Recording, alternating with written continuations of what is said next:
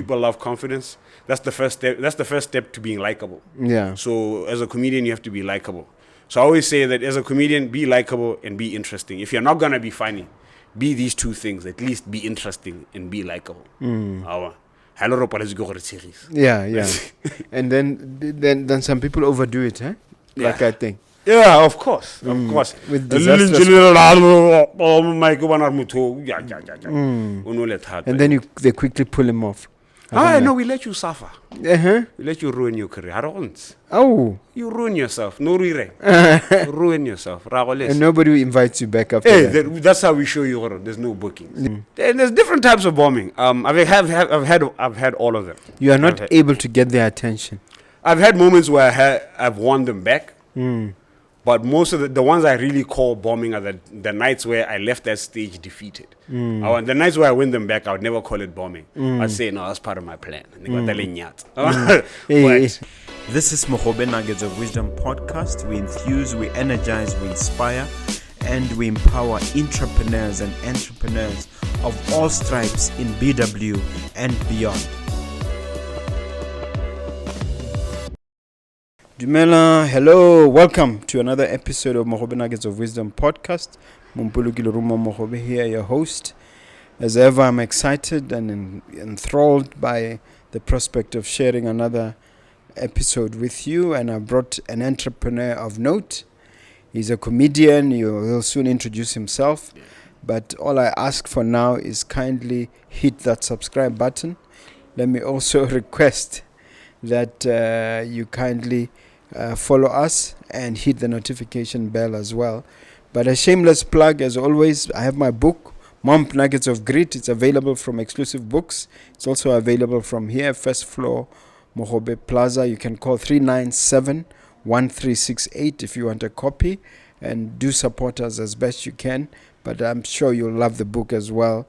It's a bit of an odyssey, if I may say so myself. Let me welcome you to the studio, Jonny Pula. Thank you, but sir. let me use your original name, Kago Rannoba. Yeah. Kindly share your background and let the viewer know who you are. All right. Briefly, I just have to start where I was born.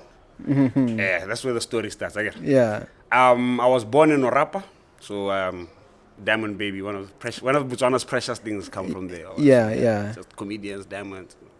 What else? My parents got to Mogobe. So now basically Mogobe to go Orapa. So both Mama and Papa got to Mogobe. Brief background: it's in school ko Orapa till Kibala 7, University. Then I went to boarding school.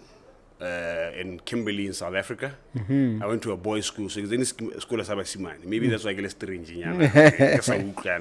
In Kimberley. Yeah, during my teenage years, Yes. Then I came back to Botswana in, I forgot the years. Should I even mention the years, or can I just give you a round? Yeah, round indication. Okay. Right? General, yeah. Okay, general, I finished Form 5 2006. So 2006, I finished my matric. Let me not say Form 5, my matric. Then I came back to Botswana. I had that year, I apply at university, so I wouldn't call it a gap year. It was one of that 8 months. Then I found a university called Africa Borwa, which is Nelson Mandela Metropolitan University. Then I started to 2008. I went there. I did not complete my studies. I was studying architectural sciences. Very tough course. But I did not complete my studies. I came back 2010 because I had some subjects you're not allowed to retake twice. So that's how I did not complete. I came back to Botswana in 2011. 2011 I was unemployed, felt like a failure, a down moment in life. Very strange to let down my family, But I got a second chance in life. My mother, I want a chance. I don't want to how school. ka mmolella mama ke re we tsore how come thusa hela at least ke bona phatlanyana la nka bona diploma architecture like tsena mo constructioning I really have a passion in architecture so we ka go tsana go le mkhonkhwi I graduated on time with no retakes no I had a second chance I couldn't mess it up. You were determined, yeah. I hit 2016. But now here's the part in the and story. What was the qualification? Architectural technology. So I'm basically like an overqualified architect's assistant. Or I can do what the architect can do. I understand what it is, but I'm an assistant, you know. So it was more like that. I worked for a bit, for a couple of years. But let's not get into the working part. I discovered comedy. Yes, that's where I discovered stand-up comedy. I mean, yeah. Go the boys' school. So what was the trigger? I really don't know. I was around a lot of artists ba rap ba ira music but na ne ke tshamekela ruri ha ke tsena mo studio ke batla go tshega ke batla go ira bohemanyana mo mic I wanna January di ba batla go ira di hit so I think that's when I knew okay I think I really whenever I want to entertain people ke tsamela ke wela ka human thata if I want to write a song ke wela ka human thata ke batla go kwala a poem I want to write something funny so then it was just one of those maybe that's what it is discovered no comedy Kira second year which is now I'm getting a second chance in university. I saw 3 gentlemen I was invited to a birthday party at Alaka. So you dress just casually like I'm dressed right now. But these 3 gentlemen na ba suit, tie, everything. That's a party.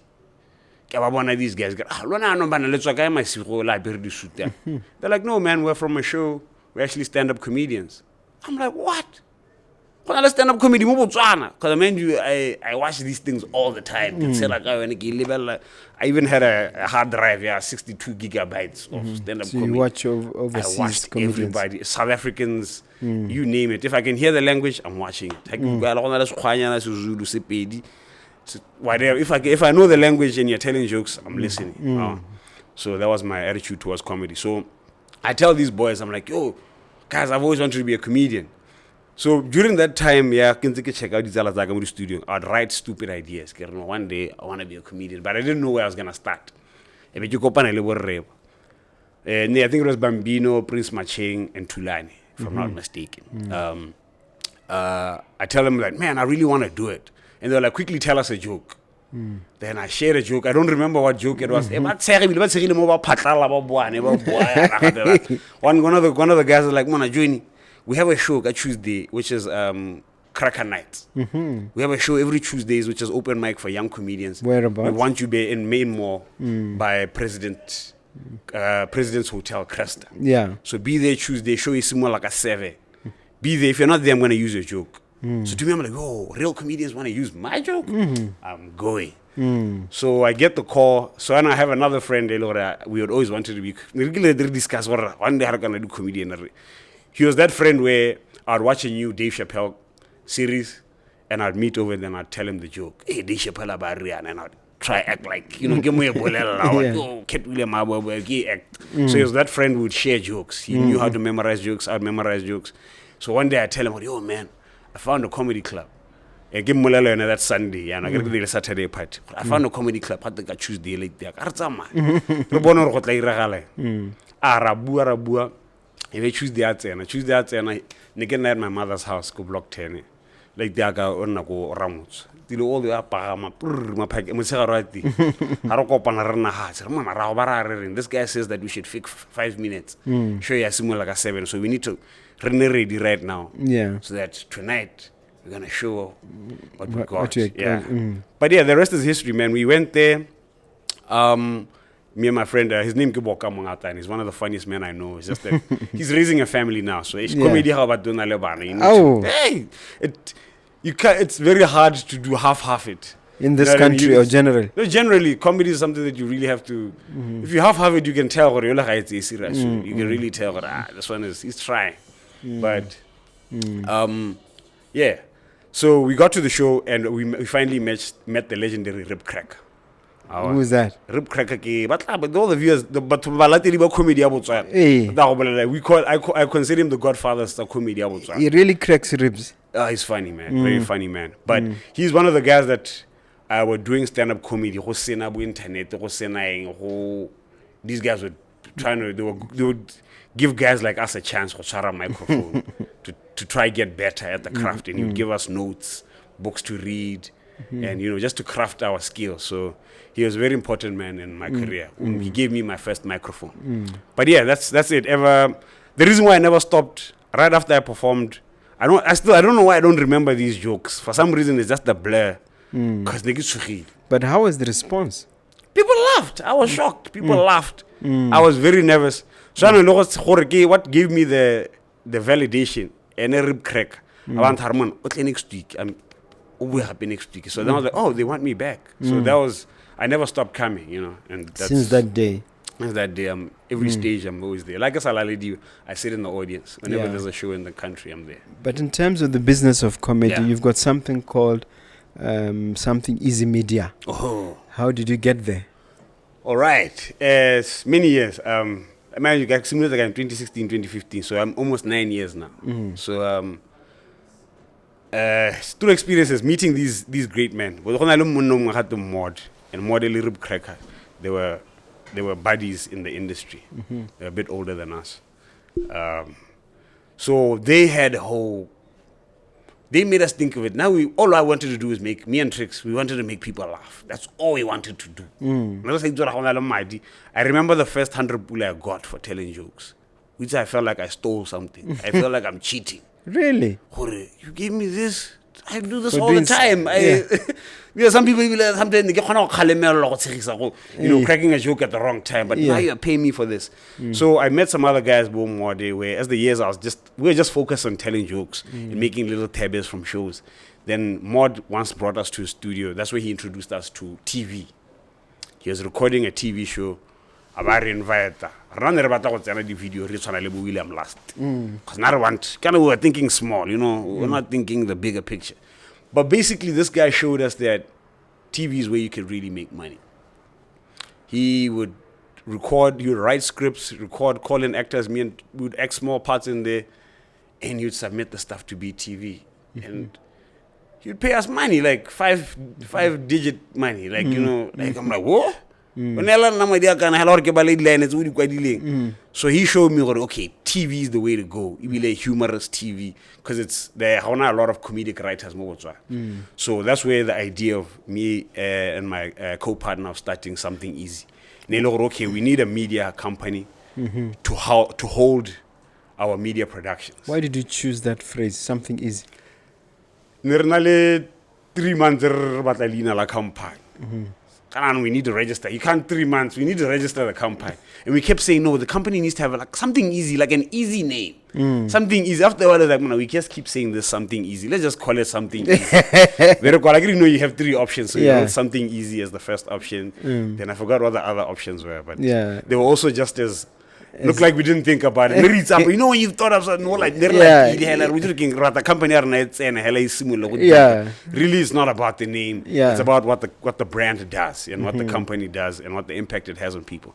So it really bizarre something easy. Then it was supposed to just house our productions. But then we realized, this company can do a lot more for us. So what kind of comedy? Stand-up, situational comedy? What kind of comedy? I consider myself a professional humorist. But I would say I'm a master of stand-up comedy. If there's a craft I'm mastering, it's stand-up comedy. That's one I intentionally read up on, study, research on, and practice it thoroughly. I'm quite well known on social media for the videos that situational sketch comedy. I do a lot of satire. I like to poke fun. I used to make fun of BTV. I think that's why they've improved. Shout out BTV. I see you guys. You're watching my jokes. What did you use to what were you telling them? There was I had some other joke that really went popular. like there's an accent, especially in Botswana media, where people don't talk. Yeah, But movie TV they go, Botswana ke te ke le bolelle gore kana le lebelle. I'm like, why do they talk like that? How do you just talk normally? Don't you guys hire people that just have a normal cadence? Yeah. So I had a joke, ya gore how bua sente how hiri go be TV. Yeah, So to go ke le tshwere ya lo marene ka mananeo ya moretso ke mo tshwere something like, you know, like just it's just weird. Who talks like that's not natural? You know what I mean? I used to poke fun at them a lot. But nowadays you don't see that anymore. Now they talk normal. Yeah, but Thanks normally to woman out there. No? But now I don't have jokes now, guys. And then in terms of stand-up comedy, do you have favorites in terms of the category of jokes that seem to work? Hey man, that's why I get a nigga stand-up comedy as a couple of guys in South Africa. I love Pops. That's one of my favorite guys. I don't want to mention some of them my friends. Let me not mention other. But oh, Jonny, you didn't, you know. You didn't mention me. You didn't mention me, you know. So let me just go Pops. I love a lot of the South African comedians. Very great guys. They really showed us what you can do, guys. No, but there's nothing wrong with mentioning the Godfather or the Goat.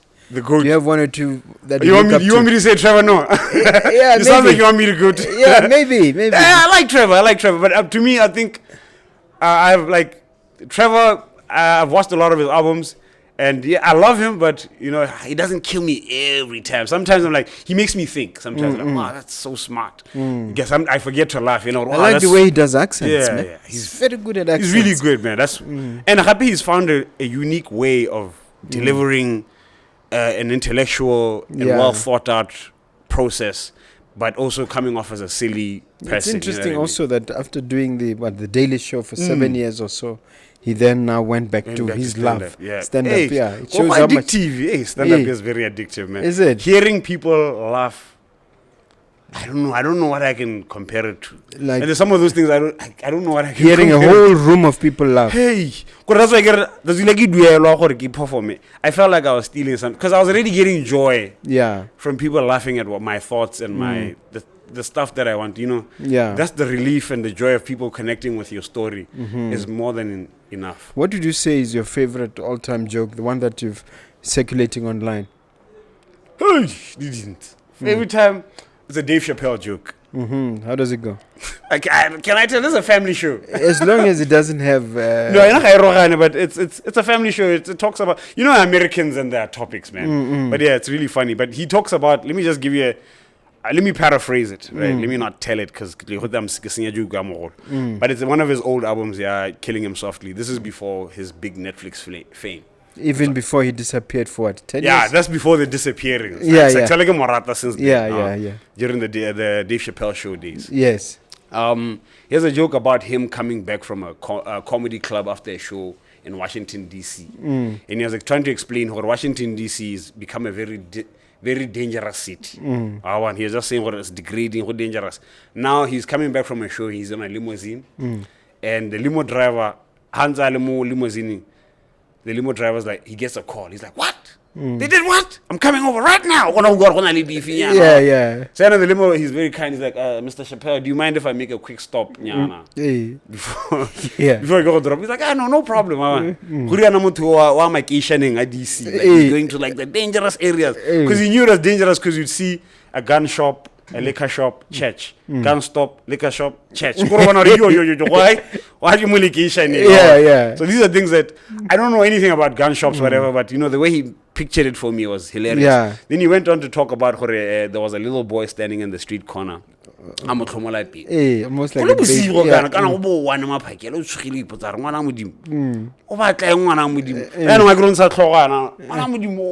What are you doing in the streets? Go home. Got the little kid. I'm like, man, leave me alone. I'm trying to feed my kids. It was a silly joke. I can't tell the rest of it because it's not child friendly. But basically, this guy was a toddler on the streets. But it was a very funny story. All right. There are always successes and failures, you know. But I want you to talk first about your triumphs. What do you say are the high watermarks, as it were, when you said, hey, I'm really in the zone, I've reached have reached. He didn't. Yeah. Started off, I think the first one was when I performed with Tumi Maraki. I don't know if you know the legendary Tumi Maraki. She had a TV show on SABC3. Mm-hmm. Sounds Very familiar. big, yeah, she's Cape Town comedian, very big comedian. That's the first time. Thing On stage. on stage, she came to Gaborone. She was doing one of her tours with her friend Dumisani Lindi. He's also a Durban comedian. He's prominent in South Africa, but I don't know what Alam is. But Tumi Maraki, I know what people know her. Because that day, no it's about to get the ticket there. And I was the only Motswana who was picked to perform and start off a show. And I remember apparently the company that hired me, last year they had hired another guy. He didn't do too well. So it was one of those, hey, Botswana comedy. You know, there's one of the, when you fail the whole country. Yeah. If I'm not funny, hey, Botswana, I have to, I've let down the whole country. So that guy had let down the country and I was the second chance. Yeah. So yeah, she was scared that I might do bad. Everybody was scared. The promoter, something. GMC. JICC. Yeah. JICC. I think 2,000-3,000 people are there. Packed. Then yeah, man, I remember she told me, all the best. I hope you do well. And I told her, this is my hometown. I was very confident. I know what to do. And I got off. She hugged me. You know, promoter, oh yeah, can we have a tab? But yeah, man, you know. Then many great moments. I was nominated. And of course you nailed it. Of course. That's why I'm still here. You know, after Anka Pala got about 2000, Anka because any depression. Right? Yeah. But I've had many highlights. I've been nominated top African comedian for the South African Comedy Awards. Wow. In 2020. And then you got that prize. No, some Namibian guy got it. It's just a nomination. I wasn't that popular. So Yeah. You guys will do it. But the mere fact of being nominated, it's a big deal. It's still even in my profile. I mean, it's a 4-year-old nominee, but I use it. Yeah. African top nominee. Yeah, that's good. Then other big moments. I performed with Riyad Musa. Those who know Riyad Musa, legendary. He's a Muslim comedian. I know him. He comes. He normally does corporate work. Yeah. So he came here, and the banks bring him here. Imagine. So he called me. It was another that situation where they wanted only one Motswana. Who did they get? Jonny Pula, man with the jokes. Yeah. But yeah, let me not brag. And there's always the new guys coming out. But I got to perform with Riyad Musa. Then I've also won with our FNB creative what. No, during lockdown, and I send the video. But that's what started my video. Oh, okay. I won some money from FNB. Yeah. I mean, there were guys like William Last that get million views and guys that, and I was like, I can make it in that list, but I have no views, so that means I could get up there. And I did a tour last year. Johannesburg. It was sponsored by National Arts Council of Botswana. Wow, that's wonderful. Johannesburg. I was performing every day for 2 weeks. Yeah. How did that go? It felt like I was really excited, but you know, after 13 days, I've been. And how many people were coming? It was mostly clubs, so you talk about 100 people, 50 people, 30 people. They were mostly clubs. It was a club and you tour. keep doing the same jokes. No, sometimes you can't do the same jokes. South Africa is very diverse. Sometimes you'd go to a colored neighborhood. Yeah. Who be us Africans. So some of my punchlines, I'd have to tweak it up, getting a burunyana instead of so I'm hoko, get out the hooner hook. Get like if you're I'd ask the guys, but you'd have to customize some of your jokes. Usually it's like this audience. Then some audiences is all white. I did some shows in Soweto. I loved Soweto because they and they really joke. That's why I was doing the joke was like Gibbs. And it's like you're home. I was home, man, and they really loved us. Soweto people gave us a lot of love. But yeah, it was Joburg is like performing in 3 different countries in one city. Colored area, mixed area. And you have to keep adjusting. Yeah, you have to learn. You have to learn what you have to ask the host for what kind of audience is this? Yeah. You have to feel it. And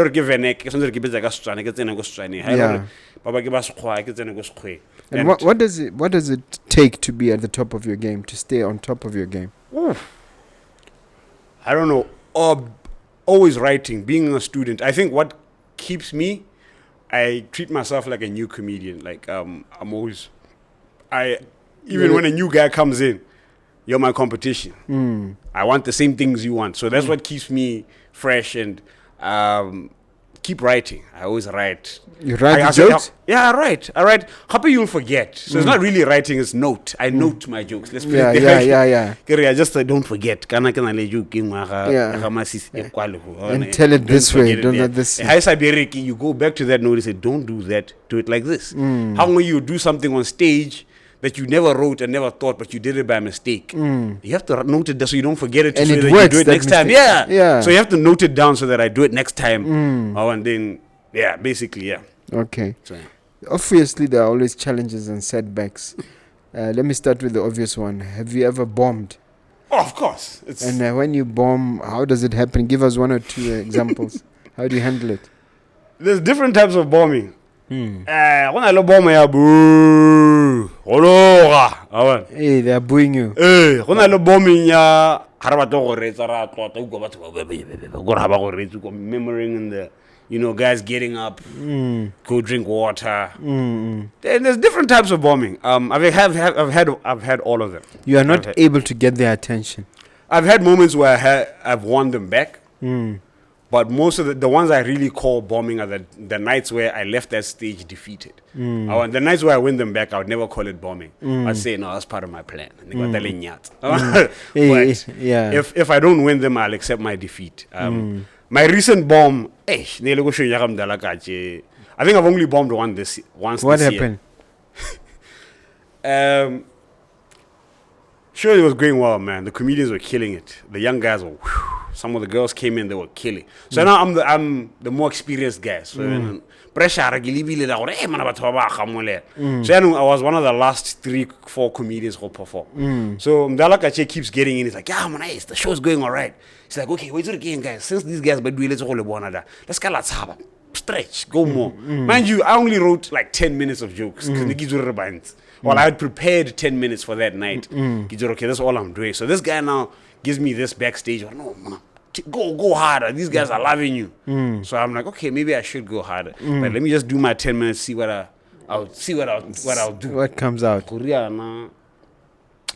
Yeah, that extra unprepared 10 minutes. So I got on stage. After set there, let me meet the audience. It went terribly. The audience members were not cooperating. They were, it was bad. When you had to meet them, what happened? They don't want to talk back. They are throwing me off. There was a white guy in the audience. It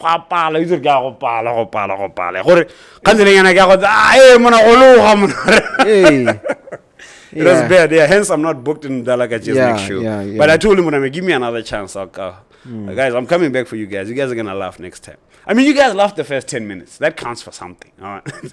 But yeah, that was one of my worst bombs. I've seen some comedians want to get a little tingle. How does that work? Does it? It's not advisable. But what I normally do is I have like a 2-drink minimum before I touch the mic. Just for the loose.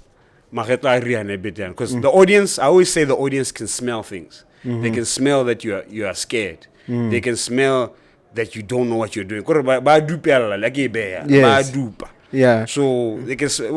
There's certain things they can tell respect without you even saying anything. Yeah. So there's certain things you have to relax. Okay, so it helps to grab. It helps to relax, which is confidence. People love confidence. That's the first step. That's the first step to being likable. Yeah. So as a comedian, you have to be likable.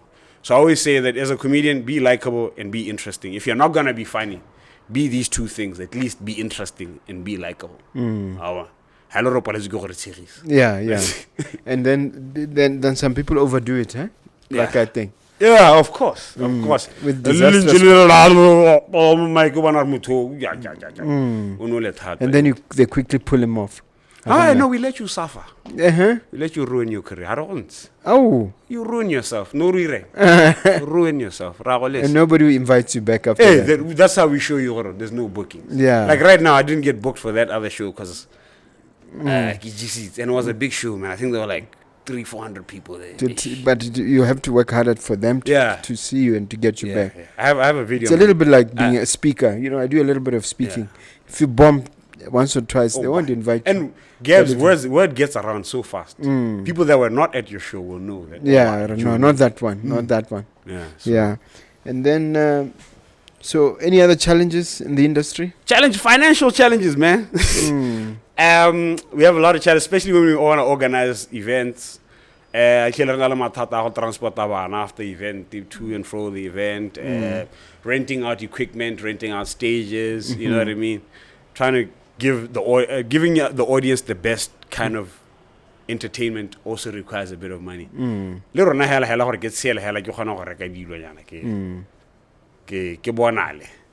You know what I mean? But I think I've been blessed over the past 3-4 years. Post-COVID. Yeah. Okay. I think COVID helped us when people sat down and gave us a chance to see what these funny men are doing. So was it a blessing for you, COVID? It was a blessing. But at the time, we almost quit, me and Trix. Trix had gone back home. Your partner? My business partner. He had gone back home. I was trying to get back into construction. But now because of COVID, there was no construction, you know. Both my hustles are dead. Yeah. But yeah, man. At least comedy could do it online. Yeah, comedy could do it online, and we started getting calls now from people who see our stuff online. But you know, come MC this, come do that, and that's what kept us alive. And we also came up with a really genius TV. The Dave Chappelle Show. That's also one of my favorite American comedians. Yeah. And you look a bit like him when he was younger. A little bit. I think Steve Harvey never. Yeah, no. Steve Harvey. No. You look a bit like Dave Chappelle, the younger version. Is it? Yeah. I don't know if it's a That's compliment. my opinion. Yeah, it is a compliment. You look like your mentor. But you don't want to be the next Dave Chappelle. I want to be the next Jonny Pula. Yes, you already are, sir. Yeah. You already are. So post-COVID, how did things pick up? Things picked up. We started putting stuff online. Then we met a company called Moana Pictures. It's run by a late gentleman who passed away a couple of weeks ago. May his soul rest in peace, Smokey. So he took us in. We had a pilot that we had typed, me and Trix. The pilot, a sketch comedy show. It's going to be hosted by me and him. There'll be the joke, the khang, satire, the advert, the joke. And we had written all that because we didn't have cameras. So we had written these jokes word for word, like scene, opening, close up. Backup voice. We'd give it to companies. These guys would just check out. We were getting a lot of that. This is too American. South Africa. So why would you guys want to do it? Give us a go American. Then Smokey kind of took a bet on us. And what we wanted to do was really go commercial with the show. But I think he wasn't sure as well. Like those other guys, he's like, let's shoot the show and let's put it out for free. And see what happens. So he was just like, I don't think anyone would buy this. Maybe I didn't say. What's the name of the show? It was called the Jonny Pula and Trick Show. Google it. I have a friend who once discovered it. A friend of him. Actually, I once received an inbox. This guy sent an inbox. I like that. My friend showed me your page. Chase. Now I get 3 more pagela and I'm still here. And I got drunk. Binge watching. Yeah, so we make it's addictive. Top. I want to believe that. So in the end, how did you package it and how did you distribute it? We're distributing it. So this is how we package the show. We would stream it live every Thursday. So put up a poster and it would feature your favorite comedians, Bukolo Black, Ebo, William, Mobo Mamang, as guests on the show. It was like, we would have them, then we would tell them, yo guys, on this episode we're going to have your favorite comedian, come watch. Then we would live stream it. Busmuki had a machine that you could plug it in, I think it's called Atem or something like that, where you plug it in and you can live stream Facebook, Instagram, Twitter, all at the same time. It's like a machine and you just plug it in, you log on to all your socials and you go live on like multiple pages and multiple websites. So that's how the show was distributed for free. So you then alert your followers. Yeah, that's what we do the whole week. We're putting out clips from last week. Really, missy the last week. I think episode 1 we had about 10 viewers. and the show was 30 minutes long. By the time we did 3 seasons. So we do 13 episodes, take a 3-month break to write. The 13 episodes, take a 3 months to write some more. That's what we would do. So we ended up at 3 seasons. The most views, I remember, the last episode we had about 600 viewers live, and they were like the whole 30 minutes, not. No, They from were the beginning, glued. from They when were- the intro, 600 views. They were glued. And I'm like, yo, that's a lot of people. Imagine we had people sitting in a room. If that, It's a lot of people, yeah. So That's it yeah. was quite impactful. I mean, we haven't put out any content in about 2 years, but like I think good work speaks for itself. People still think we're putting out work. Yeah. I haven't picked up a camera in years. Wow. But that work speaks for itself. You know? Yeah. How do you position yourself on social media, and how do you keep yourself relevant? I figured that out by mistake. There's something called the algorithm. There's this beast, this animal that controls our lives. Right now we're feeding it. Yeah? The algorithm. With content. Yeah. Yeah, yeah. So this content, this algorithm thing, you know, this what runs these social media things. It favors people that feed it more.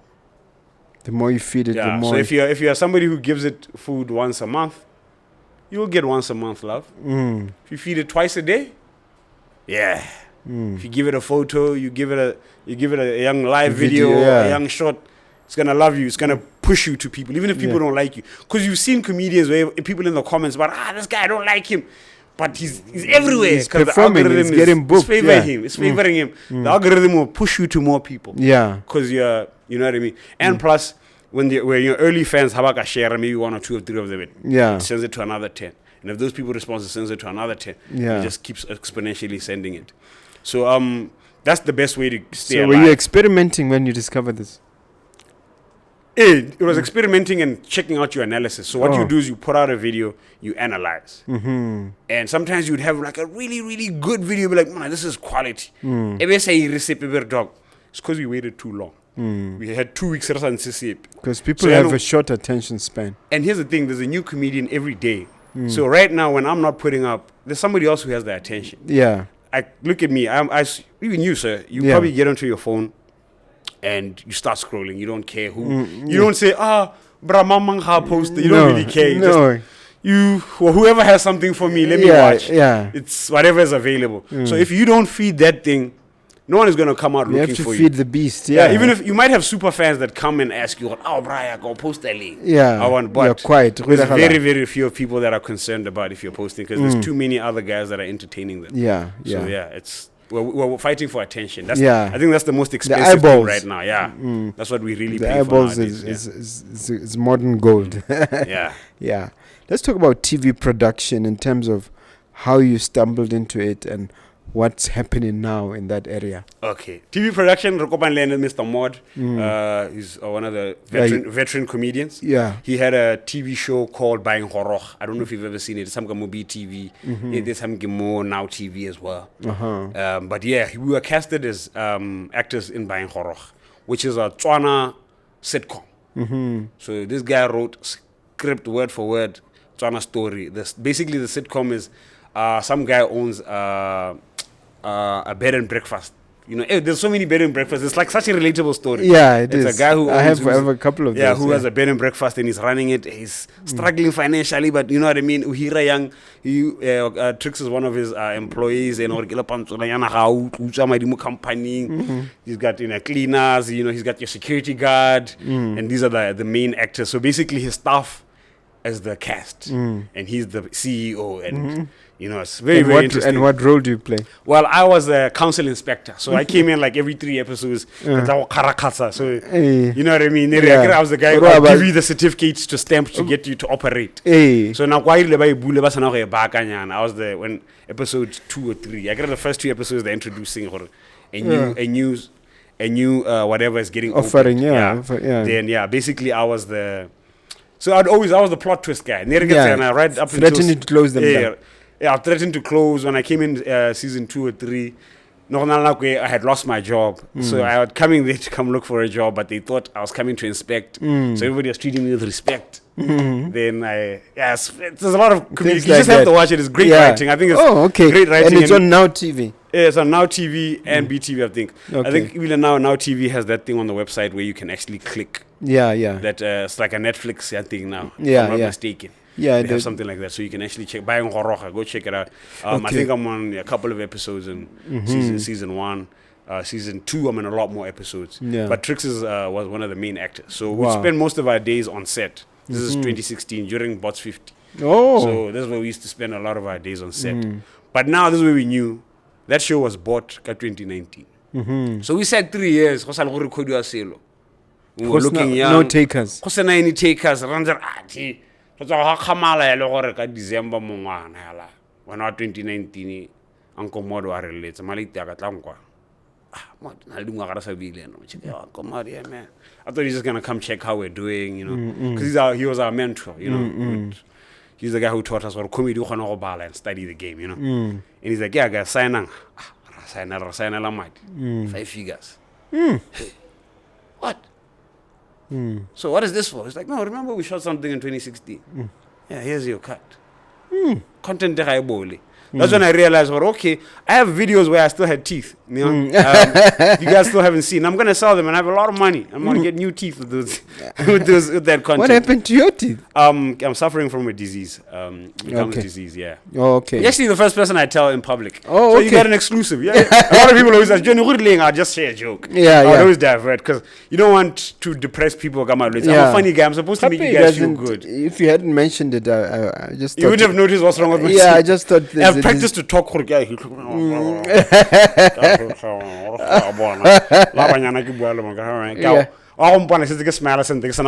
hope you are receiving medical attention. Yes. I'm feeding treatment, and hopefully it's a life disease, so it's one of those. Just have to control it. That's the terrible part about it. We talked about TV production. Let's talk about film production. What's the real difference between the two? There's the way you act, because I'm a performer in these things. So now, get any first killer performer before I started writing and producing.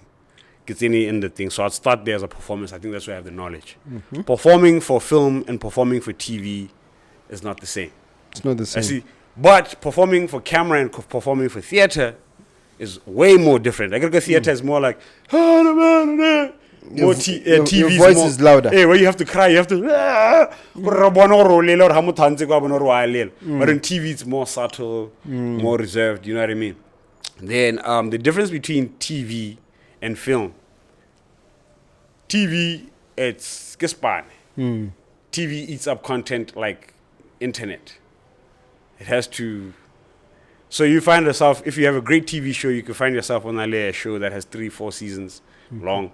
That means now, cameraman, we're gonna 3 years. This my makeup guy, it's my job. But now with film, we're there for that 3 months, and at the premiere. Also the level of cinematography. There's a lot more camera movement and a lot more.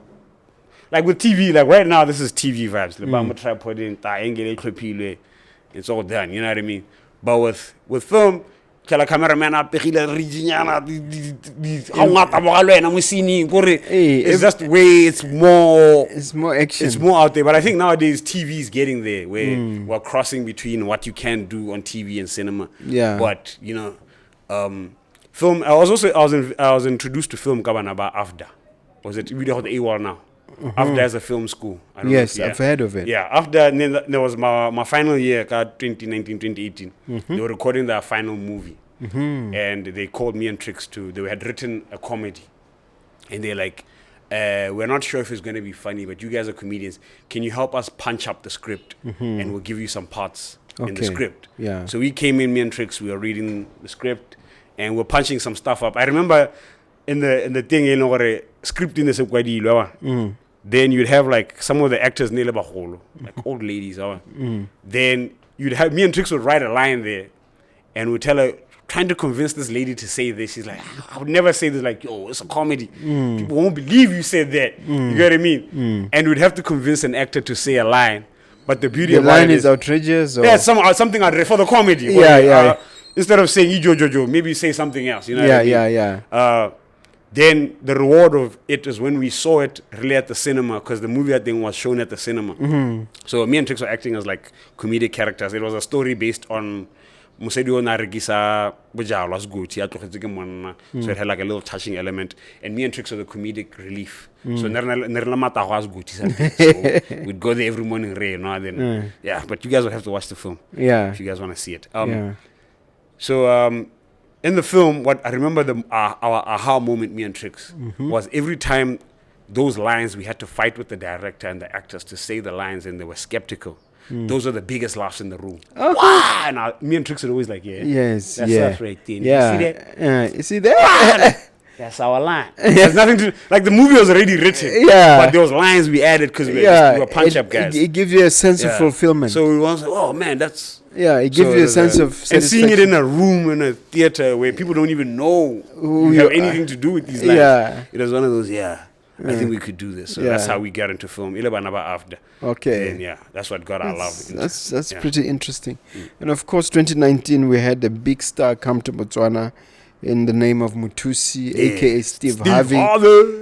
What was his impact, and to what extent was his visit? He's been coming here often. It's a bit political now, but that's what sucks about it. When it's become a political thing, and us as artists, like, man, Steve is gonna save the day, but now it's politique, and we do politique, especially when it's like, yo, man, this could be a good thing if it wasn't really politicized. I think that's the only downside about it. Just being friendly with HE makes it political? No. It makes it political with the way people respond to it. I don't know what you know what I mean? How the public received it. It made it weird now. Are you guys going to be happy for us? You know what I mean? Like, this thing is actually made for us, but trying to benefit off it. Yeah. But then, I think it's going to benefit us. Because apart from giving a few speeches and ending up with this show, this Family Feud. Yeah. Like, apart from that, they have the Ignite school. So they have like a school where they're teaching guys how to shoot wildlife photography. Right here. Yeah, some of the courses are done here. Then like some of the stuff by Joburg for like practicals. Yeah, there's something wrong with our equipment. I thought we had the best equipment. Well, that's what he said when he was at UB. Then he changed his mind. Yeah, he changed his mind. Like the other day, he was because saying, even Family Feud is being shot that side. I think maybe Gilo's any shortcut the hell. Any shortcut. Or thinking about setting up a brand new set. Yeah. Like Joburg is only 400Ks. Maybe that's just they have to give money. us some sorry excuse. Or maybe I don't know. Maybe our equipment is not up to par. Maybe it's become obsolete because since it wasn't used for long. 1999 is a long time ago. Yeah. It's a long, to still be calling. Or 2019, but we got it in 2019. Like the first time when that place was set up was 99, right? Yeah, thereabouts. Yeah. So it's a long time. Yeah. To still be calling something state of the art. Okay, but in terms of American comedy and what he represents, what are we learning? What have we gleaned from these Americans? Hey, man, take ourselves seriously. Like even like when these guys are in the, like, let's say Steve Harvey comes to speak, the way he carries himself, presidential, it's the way they carry themselves beyond what you know. Yeah. So I think Ronas Botswana, you just worried about the end product. Hey, look at my wonderful movie. I'm good, but like there's a lot more behind the scenes. Yeah. Really, really carries the weight and there's a whole makes what team. American industry what it is. And I think that's what has opened my eyes to it. DOP doesn't mean somebody who holds a camera. You need a real director of photography. You don't just get camera. Yeah. I don't want to sing. No. We need somebody who's going to direct this thing. And you know what I mean? There's the things that we took for granted for a long time. Yeah. And maybe that's why we thought, why content there Botswana doesn't have that spark like South African content or like a Nigerian content. Why doesn't? Then after a while you start hearing, this is what we're missing. We have everything that it takes. We have the stories, we have the act, we have the talent. It's just that stuff behind what happens. Extra. Yeah. Like, I mean, a lot of people would say, Johnny's not my favorite guy. Why is he so prominent? There's a lot of stuff I'm doing behind the scenes that your favorite comedian is not doing. That is getting me seen and getting me out there and getting me to certain things. You know what I mean? That has to be. I have to carry myself a certain way. Yeah. And I see some of the successful comedians have running around with entourages and groups behind. Is it part of the deal? Well, you can't. You need a team. You need a team. Some of my most successful moments in my career, I had a team. I didn't have to worry about everything.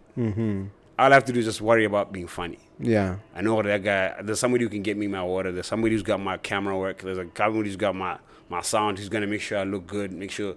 I just have to be funny. There's the time when I was doing the Jonny Pula Trick show. Yeah. So I had an actual team. But I didn't go everywhere with them like Baba. Yeah. You know, after hours rat chase. I mean, sometimes we'd party together because I'm my producer and whatever. But it's like as colleagues. Yes. You know what I mean? But yeah. I'm not very Hollywood. Okay. But someone watching this may be asking themselves, where is the Zaga? Where is the money in this thing? And how do you put it together to make sure that there's constant cash flow? Yeah. Cash flow is a very important statement. What we realized, me and my business partner Trix, we realized that the world doesn't want it as much for us as much as we want it. Could you think that people are like, yeah, we want you guys to be successful, but no one is really gonna get up and make you successful. No one is sitting there looking for the next big comedian and say, hey, I'm waiting for the next, I'm going to sign him. No one is doing that. There's no one looking for anything. So we realized that, we need to put ourselves there. We need to book ourselves. We need to hire ourselves. So that's where we started. That's how we always demand. Explain that.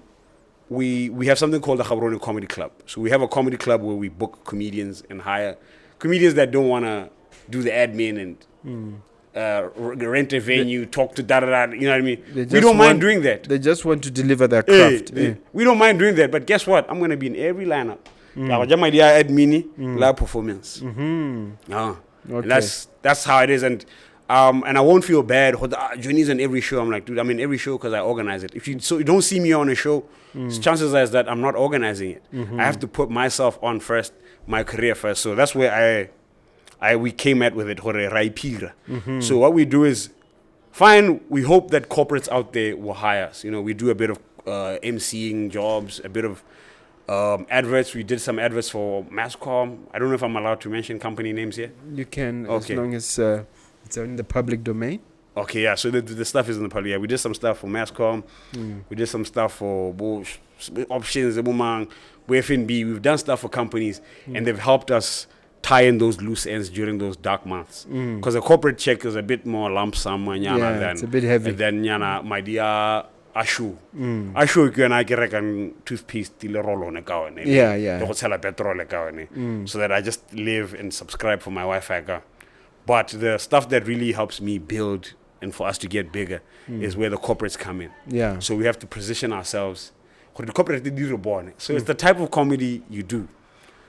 So I always say, when you make content, picture who your audience, who's receiving this. Yes, who's at the receiving end. So now I also say this. I want Botswana to like me. But specifically, I want the guy who makes the decisions in the office or sharing account their Coca-Cola.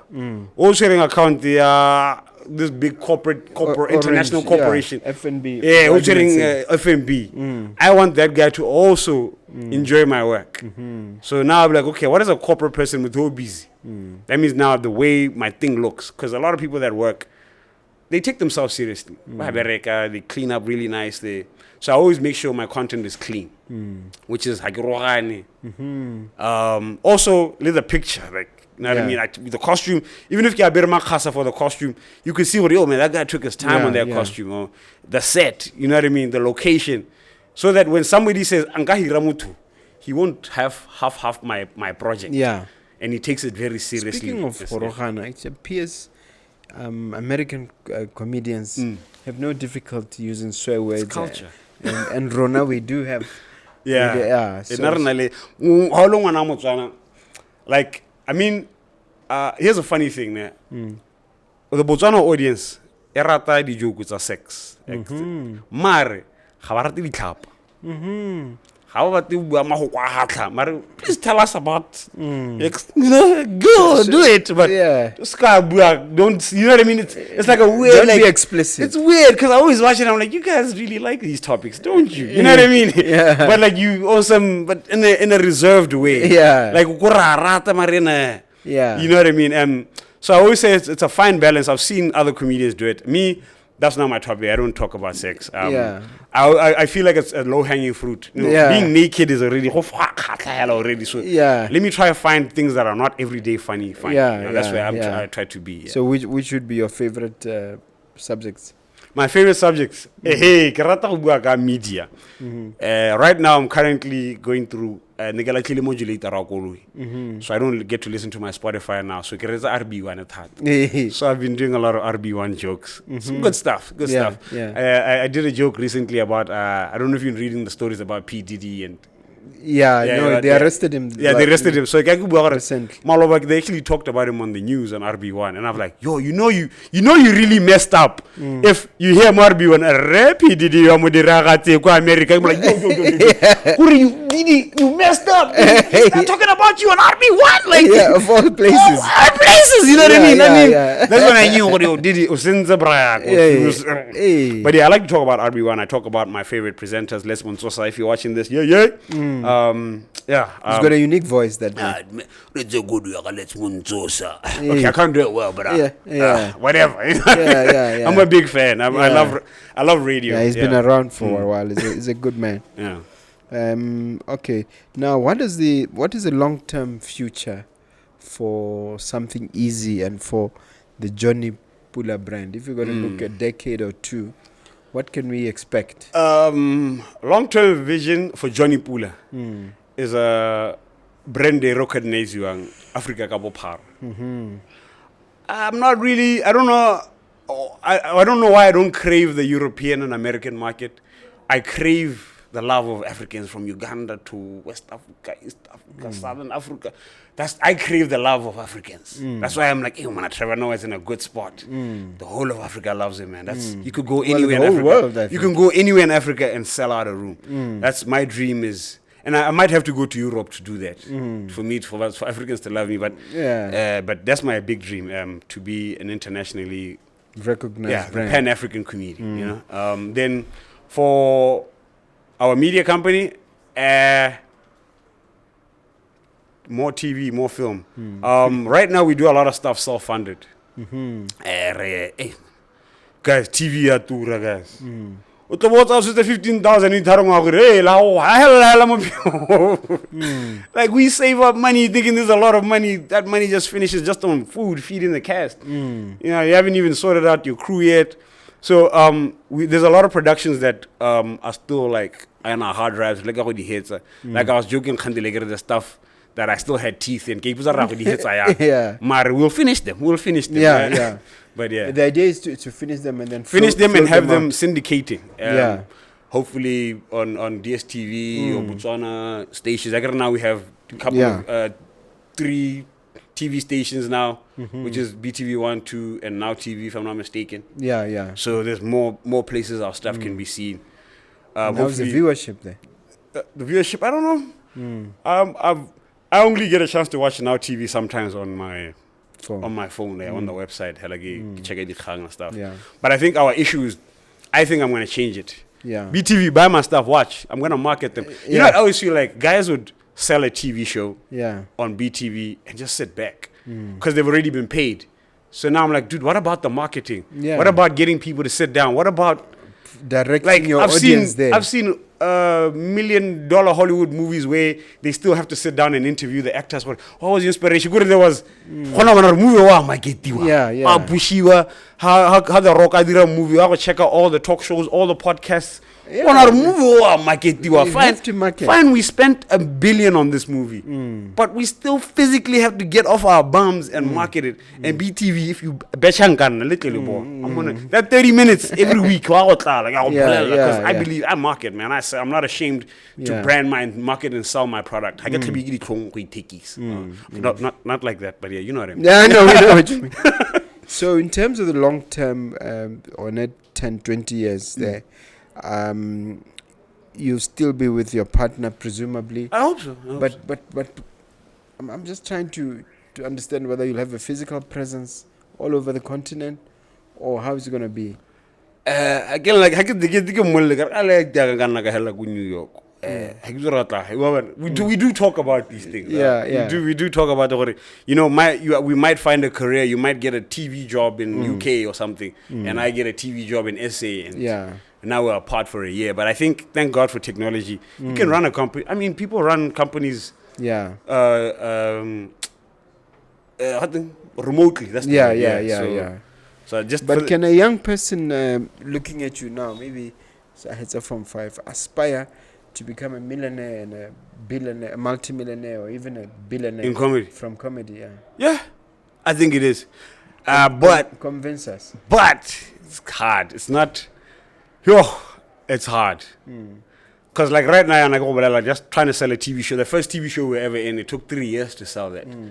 So, it's hard, but it can happen. But I think sometimes it takes luck and hard work. And it takes a bit of luck and being in the right place, in the right time, and hearing the right things. Because I think we would find ourselves in rooms where people are sharing information, and we realize, not all of us here, or not every comedian has heard this. So it's not like I can guarantee you, a young man at home, 14, 15-year-old, that you will be a millionaire. But sometimes you might have to get into rooms and sit with Mr. And have a chat and ask questions. You have to meet people that have done stuff. And they're going to say something.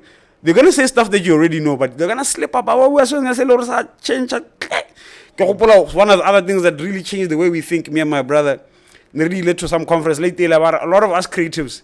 We have too many friends who are in the industry. And how is another comedian going to help you? What is another comedian can teach you? You need more lawyer friends, more nurse friends, more.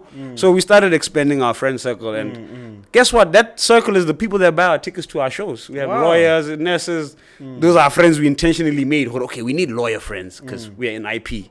So let's make more lawyer friends in case one day somebody steals our intellectual property. Advice. So, they give you a discount as well. Yeah, hopefully, Yeah. All right. So, by the way, I forgot to ask you, Jonny Pula, why go from Kago Rannoba to Jonny Pula in terms of marketing? How did that come about? Jonny is a nickname. I've had that nickname. Jonny.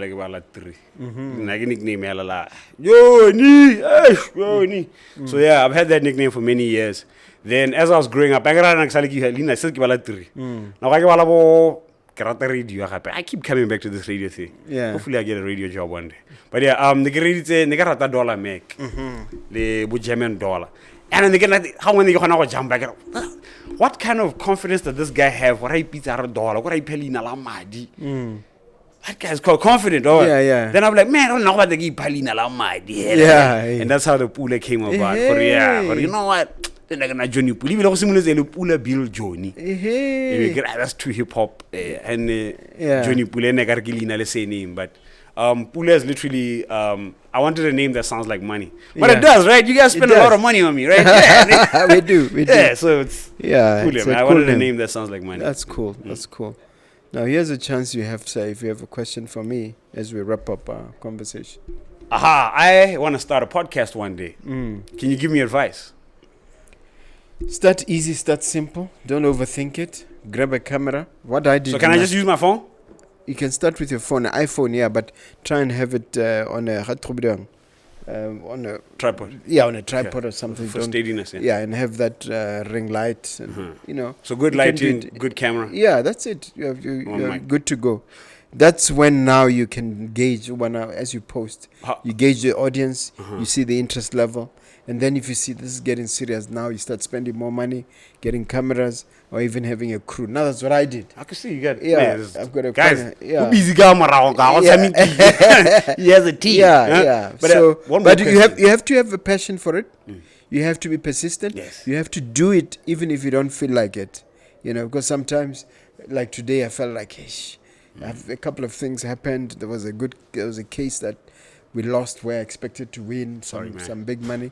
And I was a bit down and said, but you still have to you still have to deliver. You still have to, So to grind. Do you worry about virality or like it being going out there? And is there anything that you do about it for it to be more like getting more eyeballs on it? We have a very straightforward system. We shoot, the videographer shoots, and then he shares with a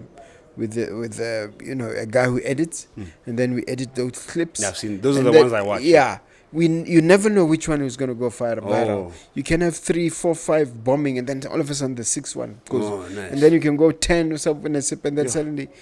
So you really have to be consistent, basically. Yeah, the key thing is just to be consistent. Okay. So we produce not just on YouTube, but all across 7 pieces of content a day. And that helps us. You have to work at it. And we have a whole team here. So I know you're a busy man. Yeah. How do you I have have an a episode team. every week? I have a team. Wait, you have to physically be here. Yeah. Because I do a lot of traveling, and I'm wondering, like, if I have a podcast, what happens now? It's a matter of setting aside a day. We do set more aside a day like Thursday. Thursday is Nugget Day. Oh, okay. Yeah, Oh, so okay, that works for us. Okay, good plan. Now, here's a chance for you to talk to those viewers as we conclude. Oh. Leave them with something uplifting and motivational. Motivational. There's your camera, right? Anything motivational? Hi, guys, what the tembola, guys? Let's do those backflips. Backflip means do whatever it takes, as long as it's not illegal. Yeah. As long as it's within what happens, do whatever it takes. What other words of motivation? See, guys, I've had, don't ever give up. Sometimes you could do something today and everybody says it's terrible. 5 years later, you are a genius for that. Yeah. I've had people tell me in my early years, hey, man, you were terrible. I didn't like your comedy. I'm like, dude, I actually was telling the joke I used to tell 9 years ago now. So I don't know what part you mean I was terrible. Yeah. So what are things? People change. So keep doing your thing, and also timing. I also realize as artists, you want as soon as you put your work up there, you're the best. Let's see vibes stadium for you. No, that was Litzile's time. Your time will come. Will come, and chances are maybe you don't want that kind of attention, but time will come. Time will come. Yeah, that's all I have to say. Yeah. Now, can you share all your contacts on social media and elsewhere? For guys, contact me on 77-488-410. For any bookings, guys, I am a great MC. I do all the crowd works. What is from a normal event to an extraordinary event. I'm that difference. That's it. Also, you can call me for anything. Voiceovers. I have a great voice. I even have the I can do all kinds of voices. I do also stuff. Check me up on social media. Jonny Pula, JONNYPULA. Okay. On everything, Instagram, even all the bad ones. I'm there. I'm just joking. Even both read thought. Both read. All right. Thank you so much. It remains for me to thank you, sir, for taking the time. I appreciate you, man. I really enjoyed this podcast, and I was laughing inside all the time. Thank you so much. All the best. What? Yeah. Subscribe. Buy the book. So all the guys are watching this on my page as well. Do the right thing. Go to their page. I hope you'll find other great interviews in there, guys. Worth it, especially if you're into business and you want to learn about businesses. Absolutely. Thank you so much. All the best.